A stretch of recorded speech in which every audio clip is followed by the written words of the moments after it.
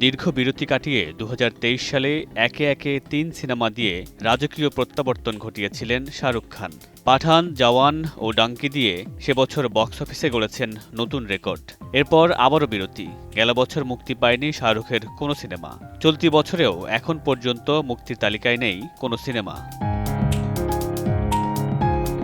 নতুন সিনেমা নিয়ে শাহরুখ প্রেক্ষাগৃহে ফিরবেন ২০২৬ সালে। এবছর ব্যস্ত থাকবেন তার নতুন সিনেমা কিং-এর শুটিংয়ে। জানা গেছে ১৮ মে থেকে মুম্বাইয়ে কিং সিনেমার শুটিং শুরু হবে। এই সিনেমায় শাহরুখের সঙ্গে থাকবেন তার মেয়ে সুহানা খান।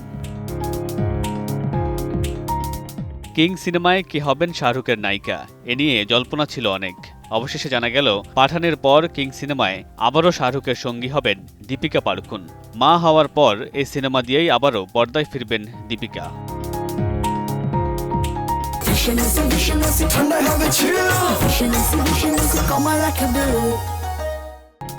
জানা গেছে কিং সিনেমা নিয়ে পরিকল্পনার শুরু থেকেই শাহরুখের ভাবনায় ছিলেন দীপিকা। তবে এই অভিনেত্রী মাতৃত্বকালীন ছুটিতে থাকায় বিকল্প চিন্তা করতে হয় কিং টিমকে। এ সময় কারিনা কাপুর খান এবং ক্যাটরিনা কাইফের কথাও ভাবা হয়েছিল। ওটিটি প্লে জানিয়েছে পাঠানে দীপিকার স্বল্প উপস্থিতি থাকলেও কিং সিনেমায় তিনি বড় চরিত্রে অভিনয় করবেন। শাহরুখ, দীপিকা, সুহানা ছাড়াও কিং সিনেমায় আরও অভিনয় করবেন অভিষেক বচ্চন।